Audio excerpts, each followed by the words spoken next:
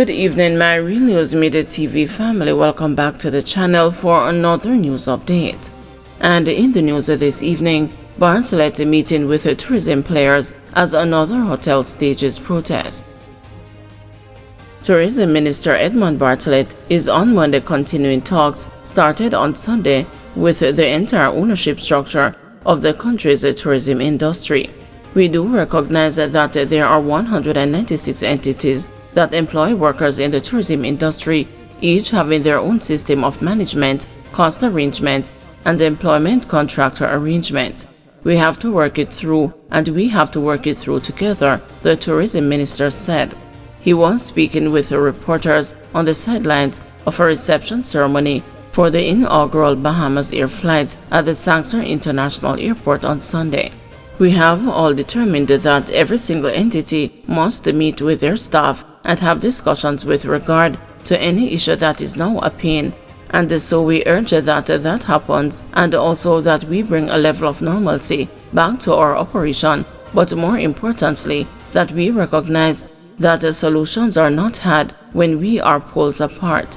They are only had when we are together, the tourism minister added. Early Monday morning, workers at the Excellence Oyster Bay in Trelawney took to the street to demand increased wages, including overtime pay, additional staff buses, and more uniforms from employers. It is the fourth protest in the past week. Last Friday, workers at Ibirosar in Rose Hall, St. James carried out a protest action outside the hotel's property. This followed similar actions by workers who complained and walked off the job at Royal Tonic-Grill on October 21. The general manager was subsequently suspended in the immediate aftermath, and workers' complaints about low wages and being overworked were addressed. On November 12, staff at the Secrets and Breathless Resorts staged a protest in Freeport, Montego Bay, complaining of similar issues and a worsening of relations since the properties changed hands. On Sunday, Bartlett gave an assurance that the tourism ministry will ensure that the commitments that we are getting from our employers to have these consultations are met and that the solutions are found. During a telephone conversation with the news last Friday, President of the Jamaica Hotel and Tourist Association, Robin Russell, expressed a deep concern over the recent protest.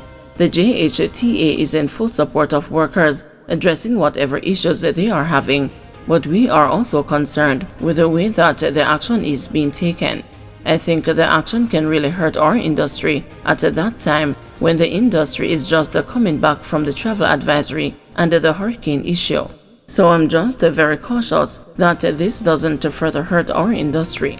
But I do understand that there are issues that the staff is facing, Russell said.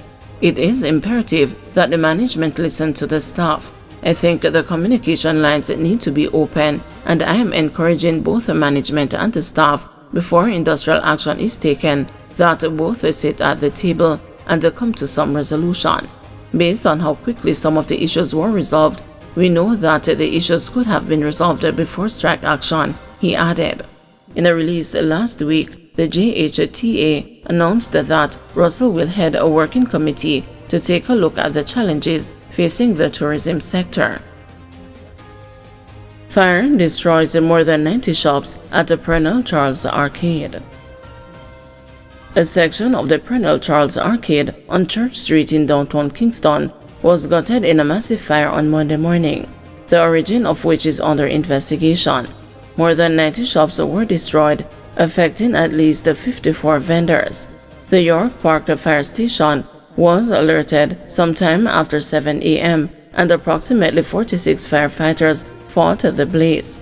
Senior Superintendent Patrick Gooden, the Jamaica Fire Brigade's Divisional Commander for Kingston and St. Andrew, said the cause of the fire and the estimate of damage has not been determined. Two vendors say their losses are significant. At this time, we have discovered that a total of 95 shops have been destroyed.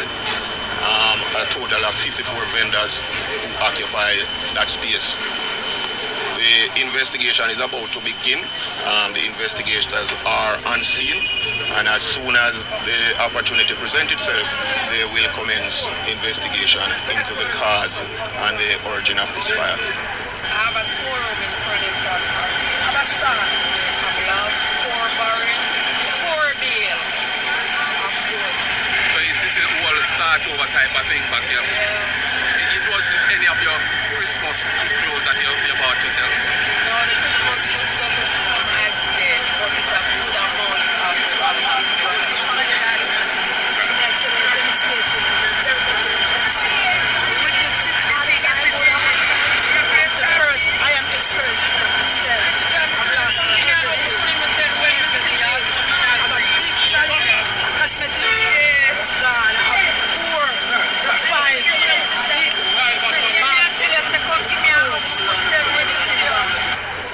Mayor of Kingston, Andrew Swaby, bemoaned that the fire has come as the vendors are preparing for the busy Christmas season.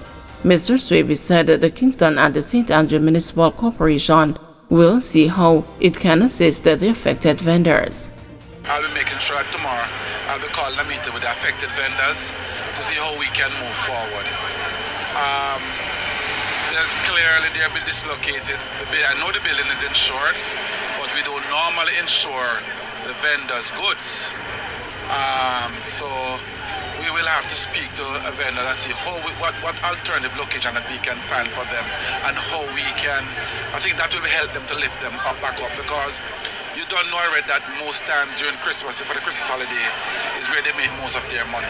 So I've seen despair on their face, and no doubt it really hit home when I came here and saw it. Man shot in Gordon Penn, Spanish Town. Investigators in the St. Catherine North Police Division are searching for the persons responsible for the shooting of a man in Gordon Penn, Spanish Town last night. The 27-year-old, who is reportedly from Caribbean Estates in Portmore, remains hospitalized.